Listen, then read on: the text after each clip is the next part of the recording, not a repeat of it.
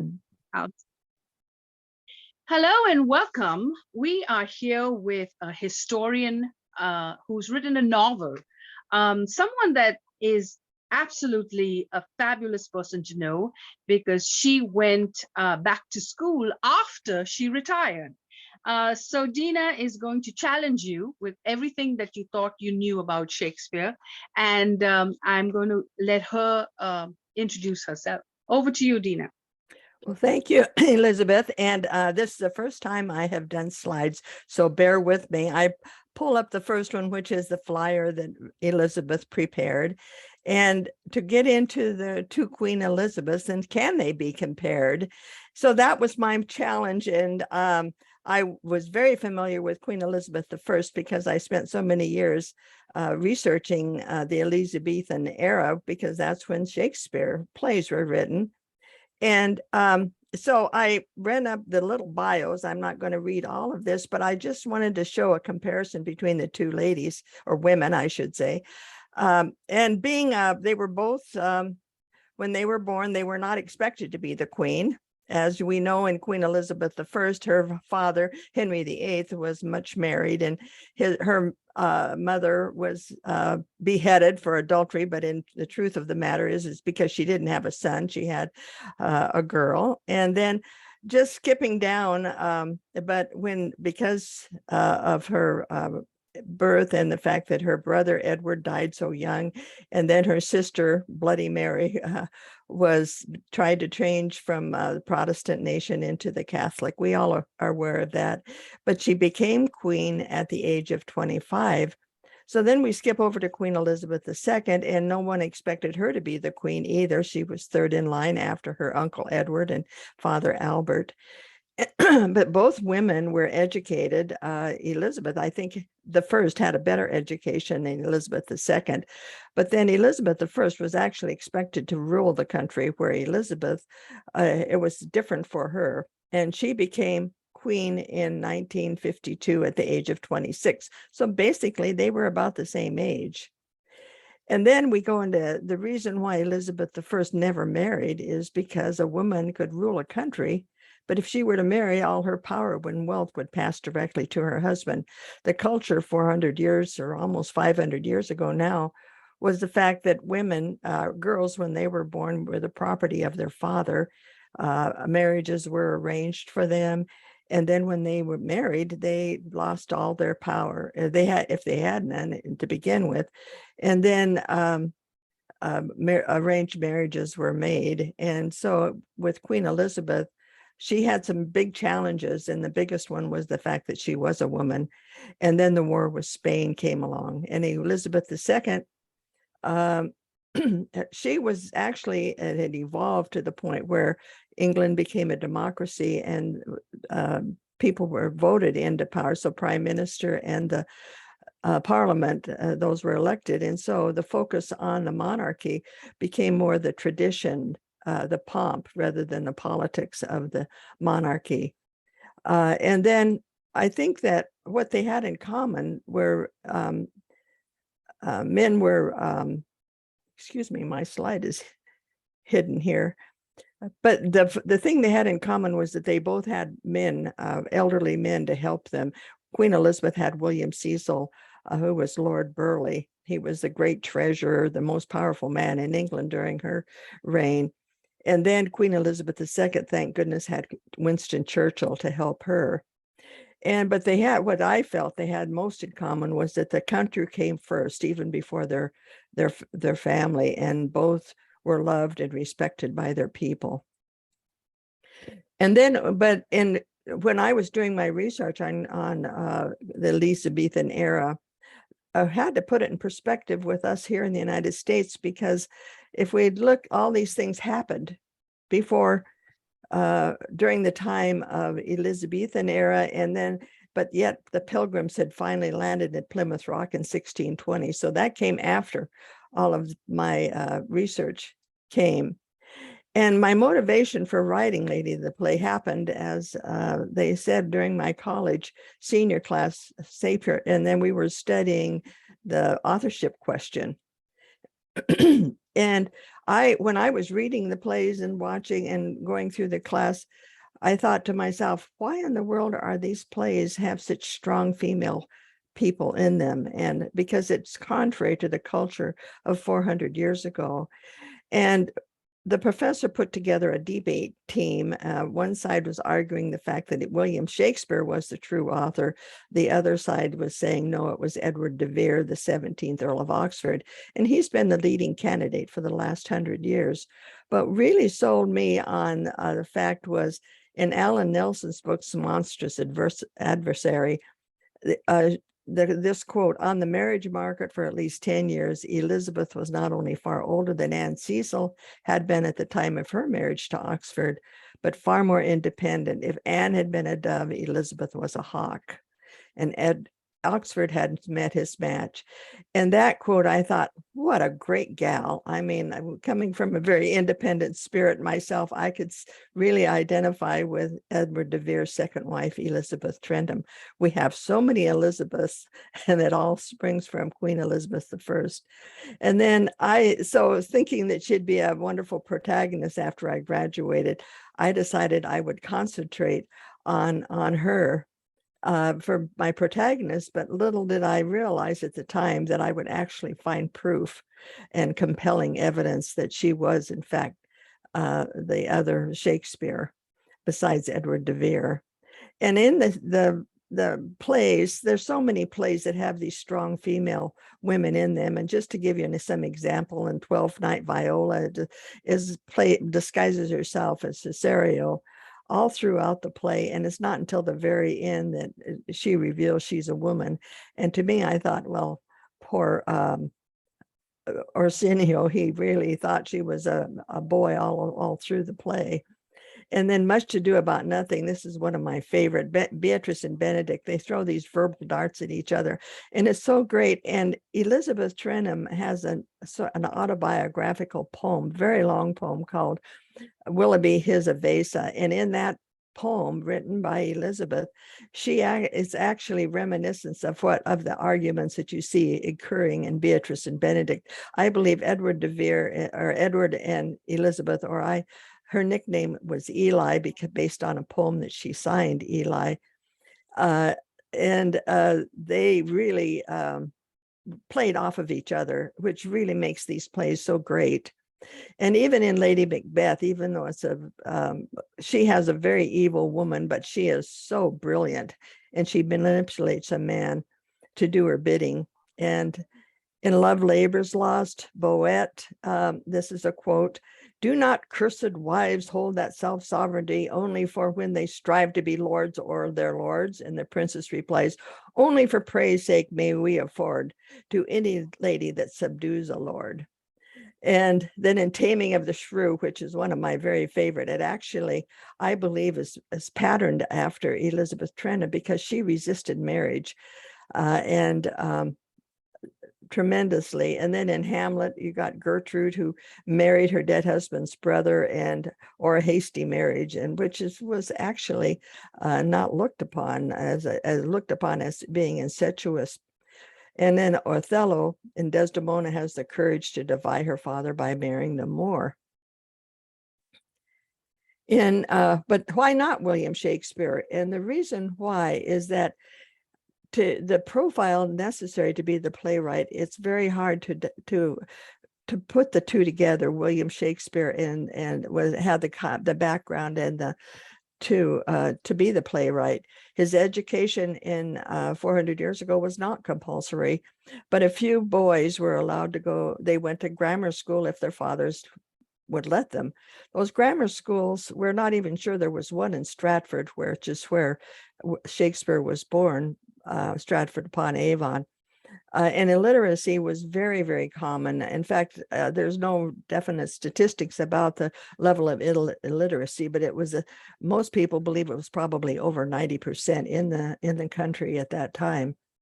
And and Will's father was illiterate, as was his wife and daughters, and therefore he would have no familiarity with books other than the Bible. And the grammar schools used the Bible as their textbook, and they learned mainly by memorization.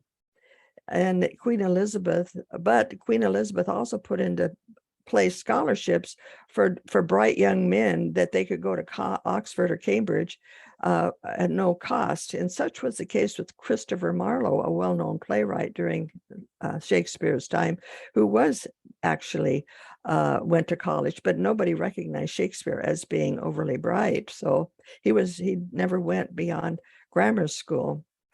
And in 1588, he deserted his wife and children to come to London, as they figured, as an aspiring actor. And then actually 1588 is when the very first play was being written, King Henry the Sixth and also Richard II. And there is no evidence outside that he had an opportunity to even travel outside of England, let alone to Italy, France, or learn those languages. And his access to the politics of the royal court was non-existent. And all of those things are necessary to be Shakespeare. So that's the reason why the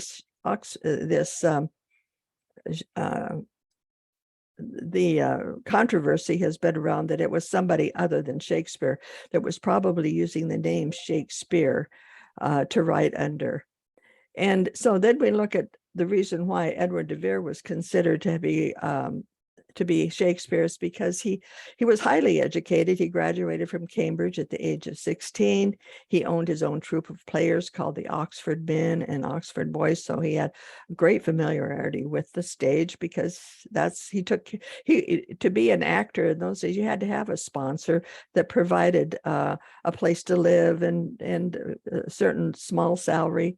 And that was his role as an earl, and he was also the Queen's only Lord Chamberlain. He had his own apartments in the palaces, and he traveled throughout the British Isles, and he was fluent in Latin and Greek. And then he spent a whole year traveling in Europe, especially in Italy, and he was also known to write poetry. But the problem was that he died too soon. He died in 1604, and plays continued to be written and performed up until 1612.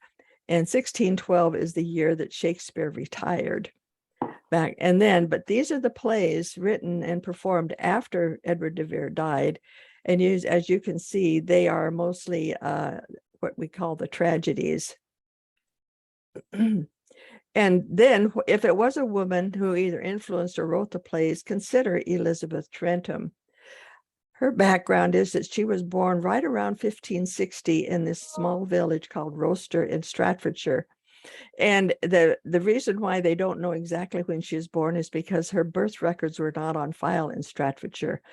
But her siblings, 2 brothers and 2 sisters, their records of their birth are, in fact, on record, but Elizabeth's was not. And the fact that she looked very similar she had the same appearance as Queen Elizabeth, being much younger, of course, but she had the same red hair, and she was very, very pretty. And as much research as I've done, I never did find a portrait of Elizabeth Trentham, even though she was a countess. She should have had her portrait taken. But in the portraits there are so many portraits of Queen Elizabeth I, and I found this one, and I thought, because the resemblance was so similar, I thought perhaps this was Elizabeth Trentham. And then, as I mentioned, she was the eldest of 5 children. Her father was given property, which had been a monastery before King Henry VIII banished all of them, and that property was given to the Trentham family. And so this is why she was raised there. Her father was very wealthy. She was tutored. I have the name of her tutor and all of her siblings. The tutor lived with them. She resisted marriage, see Taming of the Shrew. Even though the father arranged marriages for her, she absolutely refused to be married. And so, but then she was, which is quite unusual for a country girl like her, to be admitted to the court, to Queen Elizabeth. And she was a maid of honor at the age of 19 or 20. And she stayed with the Queen for 10 years. And even though she was courted, she still refused to be married. She was actually, executrix of her father's will in 1588 when he died, and which is quite unusual because she had a brother who was the heir. And so it says that she had a background in legal. And see, in Merchant of Venice, you see Portia representing a man in that. So I believe that was directly from her background. She had her grandfather lived in Chester, where he was the mayor and also a lawyer. So I suspect perhaps she learned law from him. And she was wealthy in her own right and very independent. Like I said, she had refused many suitors. Then she married Edward deVere in 1591 when she was about the age of 30. The plays we break down into three categories: the histories, and I believe in both Henry, Edward, and Ely would have had access to the palace libraries. And I suspect maybe the Queen may have had one of these plays written for propaganda purposes, because taxes need to be raised to support the war with Spain. And were those first two plays, Henry VI and Richard II, were those written because of the Queen wanted them to be written, because plays were very, very popular in England, especially in London. And it would have been and especially King Henry VIII is where Joan of Arc appears. And so Joan of Arc compared with Queen Elizabeth would show that there was, maybe she wanted to emulate Joan of Arc, that she was perfectly capable of running the country during a time of war.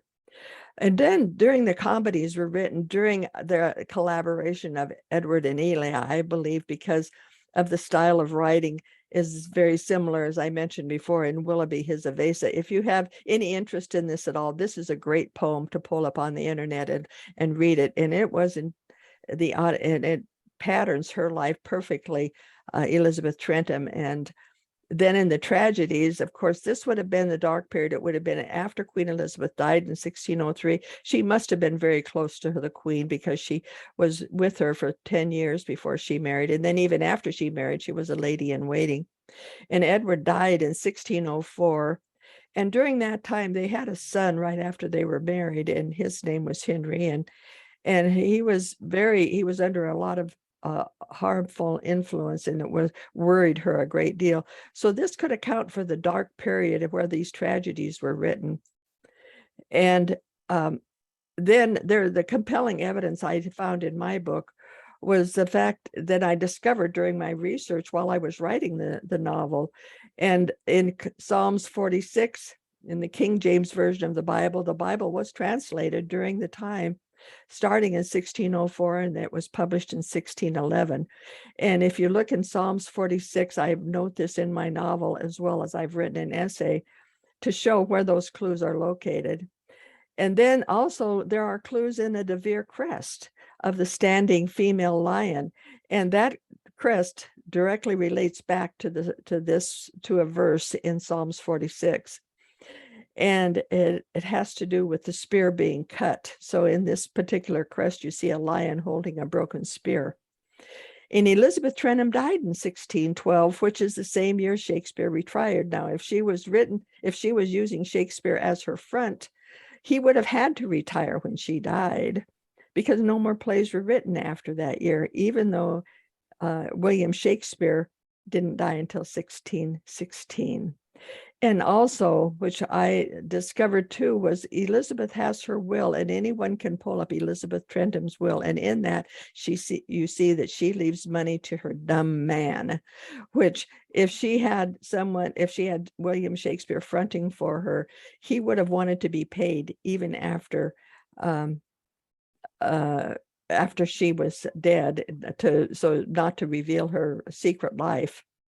And then we get into my novel, which is The Secret Life of Elizabeth Trentham. And I start the book when she's only 10 years old and up until her death. And I think you'll find it very interesting. And then I also incorporated with the novel a modern day story as well that takes place during our current time, where a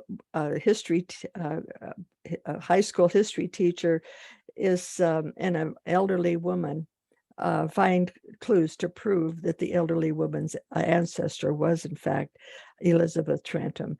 And so there's these two stories that play off of each other, the modern day story along with the historical story of Elizabeth Trentham. So that tells you about my book, and I hope if you do pull it up and read it, which I sincerely hope you do, and which if you'd leave a review in Amazon or Barnes and Noble website, I'd sure appreciate that as well. Thank you so much. Well, thank you. That was a beautiful presentation. That leaves us with a few more questions, but But your detailed responses, of course, are great. I mean, it seems like you've done incredible research, and there are some parallels that actually require further analysis. I mean, but I have to give you kudos for the level of research you've done. I mean, and anybody who is or considers themselves to be a Shakespeare fan, and I think I am, but you have read the plays. And first and foremost, you got to read the plays. Yeah. And as a kid, I took Shakespeare in college. And the first semester, right into the first semester, I wasn't doing too good. Wasn't doing good with the course at all. And then my professor challenged me. He said, now, if you consider yourself to be a journalist and a writer and somebody who knows the spoken word, you'll come to understand William Shakespeare's writings. But now I'll have to share this with you, that the universality of his writings were just incredibly profound. Incredibly profound. He could go from the extreme measures of description to just meager balances in word use. And it was just incredible to me. And so, in that way, I have to give you an understanding too, because, he could take anybody's perspective and role and understanding and turn it about. And so, and even if this and the discussion and the criticism that we share, if it makes people read more of his writings, I'm all for it. I'm all for it. So in that regard, Deena, we're going to have some dialogue about I think it's appropriate that we have dialogue about the roles that men and women played, play, and will play. So like does anyone have questions for Deena? Yeah, Deena, I'm really intrigued by this theory you have come up with, and I totally believe it, to be honest with you. But so if there was it's very controversy. I can't believe how much controversial, but I totally believe it. Based on what the logic you've outlined, it makes perfect sense. So here's my question: was there ever evidence of the two of them being together or exchanging monetary, things back and forth to show that they had a working relationship? Not really. I mean, there's very little written about, during that time, and everybody just assumed. Although I suspect 400 years ago when those plays were being played, I think other people knew that it was not William Shakespeare was the author. In fact, there's a quote by another playwright by the name of Ben Jonson, who actually made a comment that Shakespeare knew little Latin and even less Greek. And then I think somebody got to him and said, you better change that, because I think Ben Jonson found out who truly was Shakespeare. And so he changed his mind, because he actually made during the first folio, I think he was saying some very nice things about William Shakespeare. But it was really the fact that they were using William Shakespeare. You have to understand that the people of the theater back then were very, very, very low class people. And, and England is very class conscious, especially 400 years ago. So they wouldn't accept the fact that an earl, especially Edward deVere, or his wife would have anything to do with the theater other than to sponsor that group of players. And so I think that that's the reason why she especially would have needed somebody to front for her. And because of the name Shakespeare. And if you look at the very first plays, I mean, the very first name that appeared was hyphenated, Shake and Spear, and it was in 2 very long poems that were written during a time of the plague when the theaters were closed. And I believe those poems were probably written by Edward deVere, and he used the name Shake and Spear. And if you look at Psalms 46, you'll see the words shake and spear. And I think that's probably where, because they did memorize the Bible, especially in Psalms. And so I suspect that that name Shakespeare originated from the Bible. And then because William Shakespeare is the way he signed his name, would fit in with that. And that's the reason why I think he was used as a front, because of his similarity to shake and spear. But anyway, in my book, you see all of those clues emerge. Let's back away from the academic aspect of it for a little bit. And this is purely academic, and it's great. But I mean, let's look at the roles that, of course, we find ourselves in a real incredible position when it comes to men and women and the roles that we play and their place in traditional culture, as parents, as breadwinners, as leaders of communities and culture, and as where we are. I mean, and it's an impressive and unique perspective as we look at it today. I mean, and also weaving in the current legacy of Queen Elizabeth and her posture in the world order. And now we convert back to a Charles monarch profile. So I just want people's perspectives about leadership and talking about the dominance of that, and also business. In the business world we in, people have taken a leading role in business, and so I bring all this up to not to diminish anyone, but to encourage people from everywhere to take a task on and to be courageous about what we're looking to do and current state of affairs and that kind of thing. So, I want people to be encouraged, So in that regard, I want to ask everybody online, does anything about this give you greater courage and greater ambition and greater perspectives about what you can achieve? So write Floor's us open. Floor's open. So write us a comment if you're watching online, and anyone in the audience today, if you'd like to ask a question, or write in the chat. Do you think that Shakespeare was a woman? No, we don't want that question. No, we want the question about leadership.